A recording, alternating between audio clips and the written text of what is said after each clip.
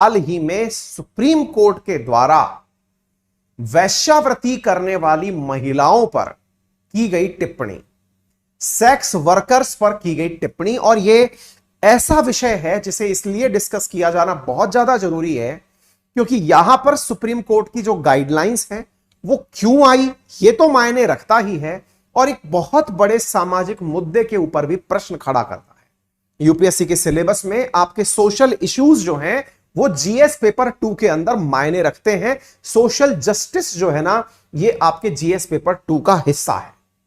आप सबसे अधिकांश विद्यार्थी जो इस क्लास में बैठे हुए हैं उन्हें वैश्यावृत्ति, सेक्स वर्क्स क्या होते हैं इनके बारे में जानकारी है।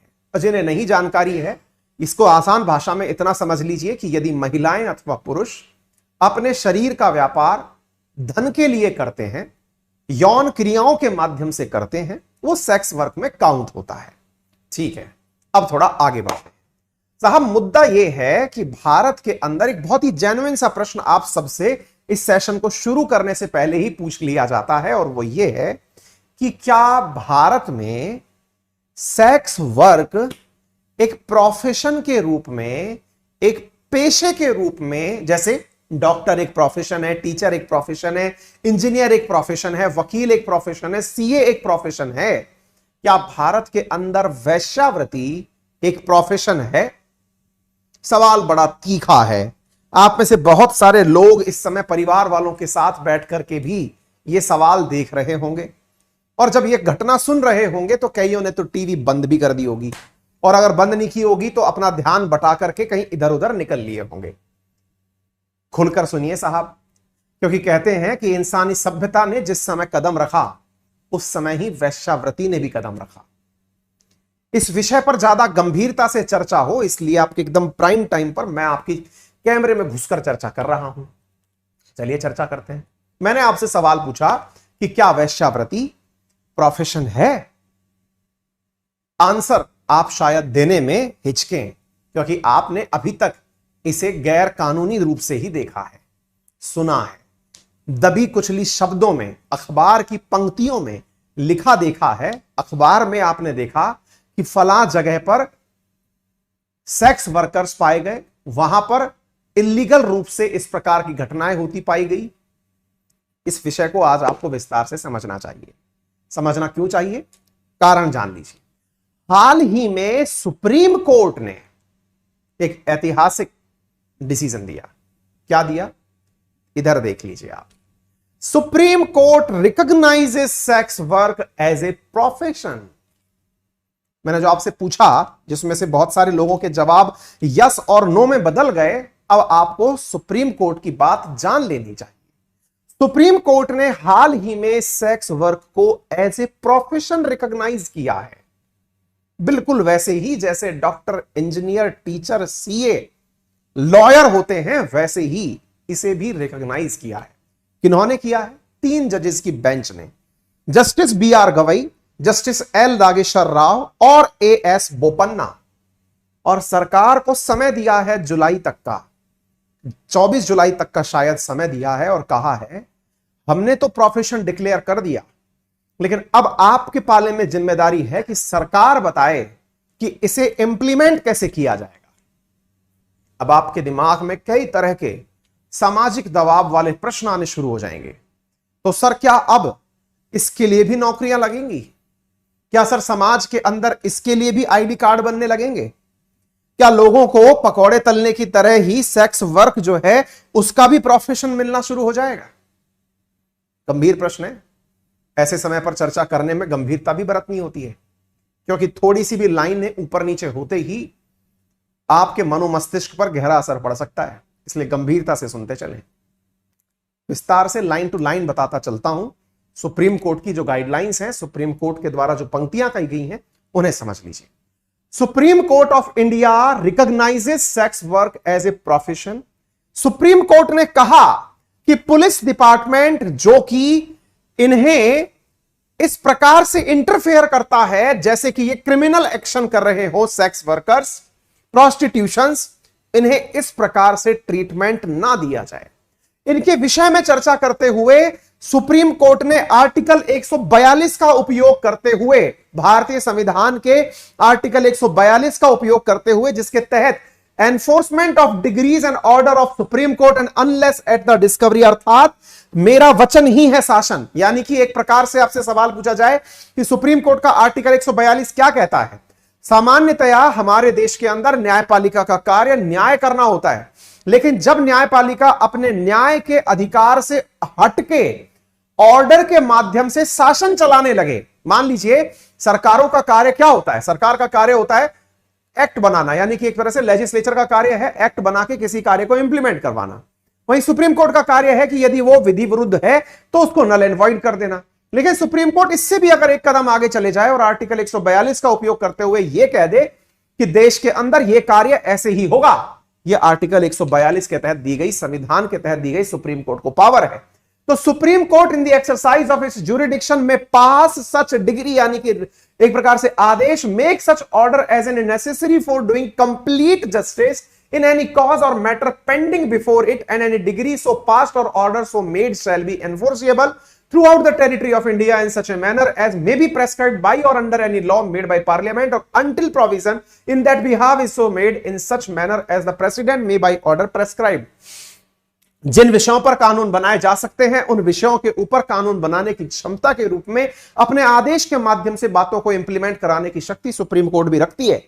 और उसी का उपयोग करते हुए आर्टिकल 142 का उपयोग करते हुए 3 जजेस की बेंच, जिसमें नागेश्वर राव, BR गवई और AS बोपन्ना शामिल थे, उन्होंने यूनियन ऑफ इंडिया को आदेशित किया है और कहा है कि 27 जुलाई से पहले पहले, यानी कि 6 हफ्ते के भीतर भीतर एक पैनल बनाइए और उस पैनल को बना करके बताइए कि किस प्रकार से वो इस विषय को अपने द्वारा लेंगे। हमने तो आदेश दे दिया कि यह एक प्रोफेशन है।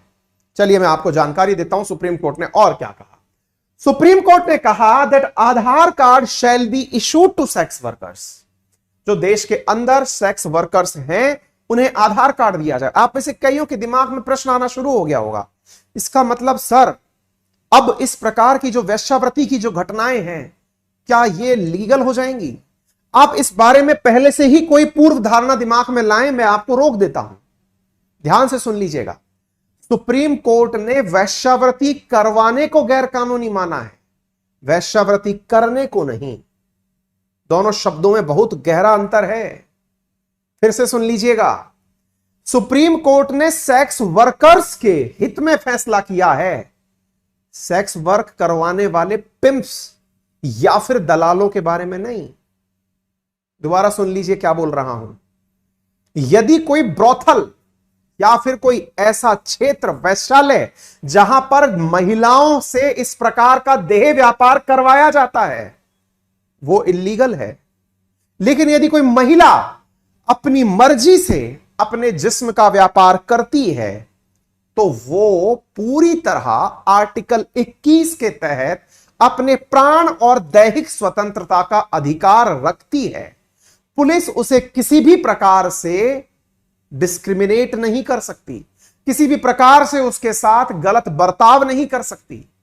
उसे भी वही सारे अधिकार प्राप्त हैं जो आपको और हमें प्राप्त हैं। यानी फिर से समझ लीजिए, एज ए व्यवसाय यदि कोई व्यक्ति एक ब्रोथल खोल के रखता है, एक वैश्यालय खोल के रखता है जहां पर 8 और 10 महिलाएं या कितनी भी महिलाओं के साथ इस कार्य को व्यवसायिक पर्पज से करवाता है, तो यह ऑफेंस है। लेकिन अगर इंडिविजुअली महिला के रेस्पेक्ट में यह बात पूछी जाए तो हमारा कानून कहता है कि यदि वयस्क महिला, बालिग महिला के द्वारा अपने देह का व्यापार निर्धारित किया गया है, उसकी सहमति से है, तो यह गैर कानूनी नहीं है। यहां पर आगे बढ़ते हैं, ध्यान से सुनते चलिएगा। The court also directed that Aadhaar card, तो एक तो सेक्स वर्कर्स का आधार कार्ड बनाया जाए, साथ में on the basis of performance certificate which is issued by the UIDAI, ये हम लोगों को साथ में पता ही है, और साथ में NACO के साथ में इसको जोड़ भी दिया जाए। यानी कि एक प्रकार से जो भी एड्स कंट्रोल सोसाइटी है उसके साथ इनके आधार कार्ड्स को लिंक कर दिया जाए।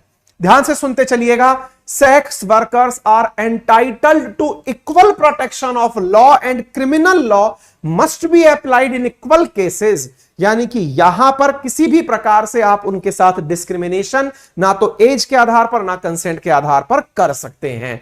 Sex worker is an adult and is participating with consent, यानी यदि उसकी सहमति है, then police must refrain from interfering और टेकिंग एनी क्रिमिनल एक्शन, यानी कि पुलिस को ऐसे विषय पर किसी भी प्रकार का इंटरफेयर करने से या फिर किसी भी प्रकार का क्रिमिनल एक्शन लेने से रुकना चाहिए। यह सुप्रीम कोर्ट का आदेश है। सुप्रीम कोर्ट ने कहा, आर्टिकल 21 कहता है कि किसी भी व्यक्ति को उसके मूल अधिकारों से, जो कि उसकी पर्सनल स्वतंत्रता के हैं, उनसे उन्हें दूर नहीं रखा जा सकता। सेक्स वर्कर्स को भी अरेस्ट नहीं किया जा सकता, पिनलाइज नहीं किया जा सकता, विक्टिमाइज नहीं किया जा सकता। साथ में यह भी कहा गया है कि यदि कोई ब्रॉथल ऐसा कार्य करवाता है तो वो पनिशेबल ऑफेंस होगा। अब एक बात यहां पर और इंपॉर्टेंट है, समटाइम्स इन स्थानों पर जहां पे सेक्स वर्क्स होते हैं, ब्रॉथल्स जहां होते हैं, अब दो बातें समझिए। एक वैश्यालय है जहां पे 8-10 महिलाओं का वैश्यावृत्ति में लिप्त होना पाया गया, तो पुलिस एक्शन किस पर लेगी? उस ब्रॉथल के ऑनर पर, पिंप पर। अच्छा ठीक है, अब उस पर एक्शन ले लिया, लेकिन जब ब्रॉथल में पुलिस एंट्री की तो वहां पर देखा क्या गया कि महिलाओं के साथ साथ कुछ बच्चे भी पाए गए। उन वैश्याओं के, उन सेक्स वर्कर्स के बच्चे वहां पाए गए। प्रथम दृश्यता, आपके दिमाग में सारे प्लस माइनस आने शुरू हो चुके हैं। मुझे मालूम है कि आपका पहला जो जेन्युइन दिमाग में डाउट आना शुरू हुआ है वो ये है कि सर ऐसे तो महिलाओं को जबरन वैश्यावृत्ति में धकेल दिया जाएगा। हाल ही में एक बहुत ही शानदार फिल्म इस विषय पर आई जिसने समाज को बहुत बड़ा आईना दिखाया, दैट वाज गंगूबाई काठियावाड़ी। आपको जरूर देखनी चाहिए। फिल्म का प्रचार नहीं है, लेकिन जिस मुद्दे को वहां पर छुआ गया है कि क्या वैश्यावृत्ति कानूनी रूप से दर्जा प्राप्त होनी चाहिए, यह विषय बहुत बड़ा है और गंगूबाई काठियावाड़ी को आप आज इस फैसले के आधार पर रिलेट करके भी देख सकते हैं। यानी कि वैश्यावृत्ति जिस तरह से समाज के अंदर, मैं सब तरह के पहलुओं पर यहां पर प्लस माइनस करने की कोशिश करूंगा। हो सकता है आपके विचार मुझसे सहमत ना हो, लेकिन ये सुप्रीम कोर्ट के विचार हैं। आपको किसी भी प्रकार की अगर कोई भी आपत्ति हो तो सुप्रीम कोर्ट जाने के लिए आप फ्री हैं। साथियों, अब यहां पर एक बड़ा सवाल बनता है कि यदि कोई बच्चा वहां पर पाया गया जो कि उस वैश्या यानी कि सेक्स वर्कर का बच्चा है, तो ऐसी स्थिति में उसके साथ क्या ट्रीटमेंट किया जाएगा? क्या ऐसी स्थिति में यह माना जा सकता है कि उस वैश्यालय के व्यक्ति मालिक के द्वारा उस बच्चे को भी भविष्य में सेक्स वर्क में धकेल दिया जाएगा? और ऐसी स्थिति में यह तो क्रिमिनल ऑफेंस हुआ क्योंकि यह नाबालिग है। यहां पर भी पुलिस को हिदायत दी गई है, और हिदायत यह कि यदि यह जेनेटिकली प्रूव होता है कि वो बच्चा उसी वैश्या का है यानी सेक्स वर्कर का है, तो उस बच्चे को उसकी मां से अलग करवाने का पुलिस के पास कोई अधिकार नहीं है। यानी वो बच्चा अपनी मां के साथ यानी सिंगल मदर के साथ, क्योंकि सेक्स वर्कर्स के सामान्यतया फादर नोन नहीं होते हैं, उन बच्चों के फादर नोन नहीं होते हैं। ऐसी स्थिति के अंदर उस बच्चे को आप उसकी मां से अलग नहीं कर सकते। If a minor is found living in a brothel और with sex worker, it should not be presume that the child was trafficked. यह पहले से ही माना नहीं जाएगा कि उस बच्चे का व्यापार किया गया है, बाल व्यापार किया गया है, ऐसा नहीं माना जाएगा। In case the sex worker claim that he or she, her son or daughter test can be done, यदि कोई महिला इस प्रकार से बात बोलती है कि ये मेरा बच्चा है, तो उस टेस्ट को करवाया जा सकता है। मेडिकल केयर के बारे में भी सुन लीजिए। सेक्स वर्कर्स के ऊपर विक्टिम्स भी बनते हैं। सेक्स वर्कर विक्टिमाइजेशन के बारे में गंगूबाई काठियावाड़ी का एक दृश्य दिखाया गया है जिसमें कोई गुंडा आकर के उनके साथ में दुर्व्यवहार करता है। तो इस केस में कहा गया है कि यदि कोई सेक्स वर्कर आकर के पुलिस थाने में यह रिपोर्ट दर्ज कराई जाती है कि मेरे साथ में सेक्सुअल असॉल्ट हुआ, तो आप ये प्रिज्यूम नहीं करेंगे कि आप सेक्स वर्कर हैं तो सेक्सुअल असॉल्ट तो होगा ही। जी नहीं, यहां पर भी सबसे बड़ा सवाल नो मीन्स नो है। कंसेंट का मतलब कंसेंट है, और ऐसी स्थिति के अंदर पुलिस से अपेक्षा की जाती है कि they should be providing every facility including immediate medico legal care. ऐसी स्थिति में पुलिस मेडिकल लीगल केयर उपलब्ध कराने का तुरंत प्रावधान करेगी। मीडिया से अपेक्षा की गई है, जिस प्रकार से मीडिया की रिपोर्टिंग होती है, अक्सर सेक्स वर्कर्स को जब भी तस्वीरों में दिखाया जाता है, मीडिया का सामान्यतया प्रयास यही होता है कि उनके चेहरे उजागर कर दिए जाएं या फिर जो लोग वहां पाए जाएं उनके नाम उजागर कर दिए जाएं। सभी मीडिया हाउसेस ऐसे नहीं हैं, लेकिन फिर भी बहुत सी जगह पर लोगों के नाम उजागर करने और चेहरे उजागर करने की कीमतें वसूली जाती हैं।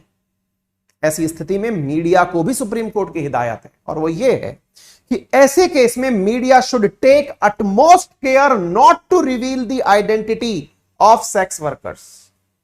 मीडिया से कहा जाता है कि वो सेक्स वर्कर्स की आइडेंटिटी को, यानी कि उनकी पहचान को बताएंगे नहीं कि ये कौन है। ड्यूरिंग अरेस्ट, रेड और रेस्क्यू ऑपरेशन, चाहे वो गिरफ्तार हो या रेड के अंदर पकड़ा गया हो या रेस्क्यू ऑपरेशन किया गया हो, वेदर एज विक्टिम और अक्यूज्ड, नॉट टू पब्लिश और telecast any photo that would result in disclosure of such identity. चाहे वो गलत तरीके से लिप्त थी, सही तरीके से लिप्त थी, रेड में गिरफ्तार किया, चाहे वो खुद विक्टिम थी या किसी को उसने नुकसान पहुंचा रखा था, कुछ भी हो, आइडेंटिटी रिवील नहीं करोगे। अगेन, मूल अधिकार आर्टिकल नंबर 21 पर्सनल लिबर्टी यहां जीतती है। समाज के बहुत से पहलुओं में, बहुत से क्षेत्रों में इस बात पर बहस शुरू हो जाएगी। लोग इस बात को बहुत ही तरह तरह से कोसना शुरू करेंगे, लेकिन साथियों, इस बात को जितना ज्यादा कोसने पर दिमाग लगाएं, उससे ज्यादा कोशिश करिएगा इस बात की गंभीरता को समझने की कि दुनिया में जो वेश्यावृत्ति है उसका डेटा बहुत भयानक है। मैं लेकर आने की कोशिश तो किया था, पता नहीं वो मेरी फाइल कहां मिस हो गई है। दुनिया में वेश्यावृत्ति कहां, ये रहा, देखिए। भारत के अंदर ही अगर मैं आंकड़े आपको बताऊं तो देश में करीब 1100 रेड लाइट एरियाज हैं, यानी prescribed red light areas. 28 lakh महिलाएं सेक्स वर्कर भारत के अंदर मेंशन्ड हैं, सरकार को भी पता है। 54 लाख उनके बच्चे हैं। बड़ा सवाल बनता है, सर ब्रॉथल बंद कर दिए जाने चाहिए, वैश्यालय बंद कर दिए जाने चाहिए, रेड लाइट एरिया बंद कर दिए जाने चाहिए। मुझे यह तो पूर्णतः विदित है कि आप में से कोई भी व्यक्ति तुरंत खड़ा होकर के यह कहने के लिए आतुर होगा कि अगर इस प्रकार की चीजें लीगलाइज कर दी जाएंगी तो बहुत से लोगों के ऊपर सेक्सुअल यातनाएं होना, क्योंकि इस प्रोफेशन के अंदर फिर लोगों को जबरन धकेला जाएगा, क्योंकि ये रूट वन वे है, जो इसमें एक बार धंस गया वो वापस नहीं आ पाता। तो सर इस प्रकार की घटनाएं तो बहुत ज्यादा होने लगेंगी।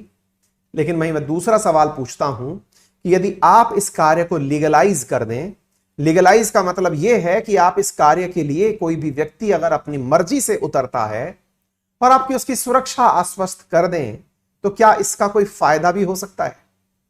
वेश्यावृत्ति के लीगलाइज होने से क्या कोई फायदा हो सकता है? आप में से बहुत सारे लोग कहेंगे कि मास्टर बहक गया है, रात को 10:30 बजने जा रहे हैं, पागल हो गया है, कैसे कैसी बातें कर रहा है।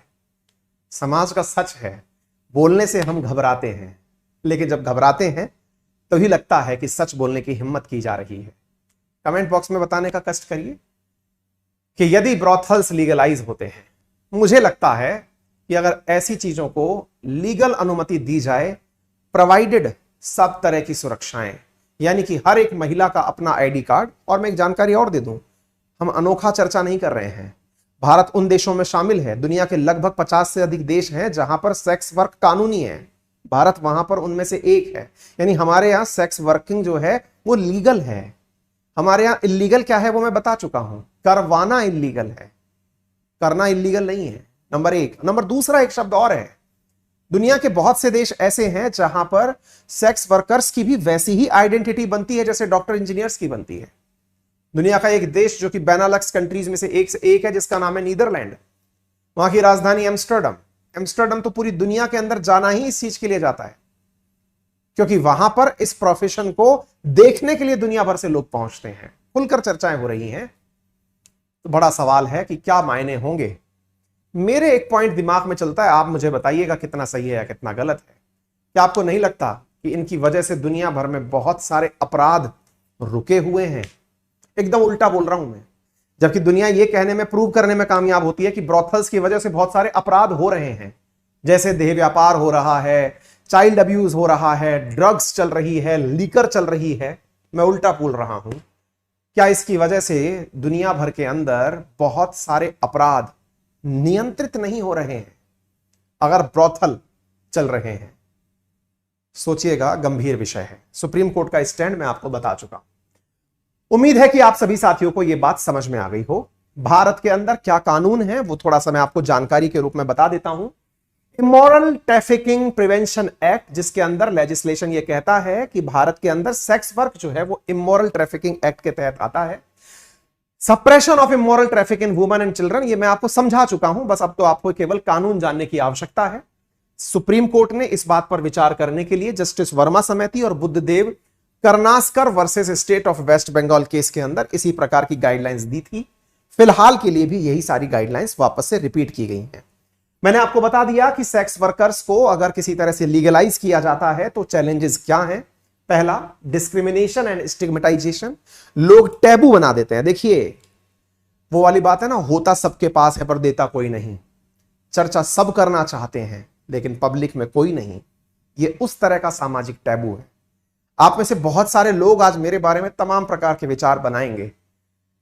सोचिए मेरे बारे में जो भी आपको सोचना है, कोशिश और हिम्मत जारी रहेगी। अक्सर मैंने ऐसे मुद्दे हमारे इस आरएनए में उठाए हैं जो समाज के दृश्य को, समाज के उस परिप्रेक्ष्य को झरोके से झांकने के लिए मजबूर कर देते हैं। यह हिम्मत जारी रहेगी जब तक आपका साथ रहेगा। Discrimination and stigmatization. The right of sex workers are not existent and those doing such works face discrimination. ये challenges हैं, बिल्कुल सही बात है। Abuse and exploitation, बिल्कुल सही बात है। उनके साथ में exploitation हो सकता है कि जिस तरह से उस फिल्म में दिखाया गया गंगूबाई काठियावाड़ी में, एक अच्छे घर की महिला को बहला फुसला करके कोठे पे बिठा दिया गया, हो सकता है। तभी तो कानून की जरूरत है ना।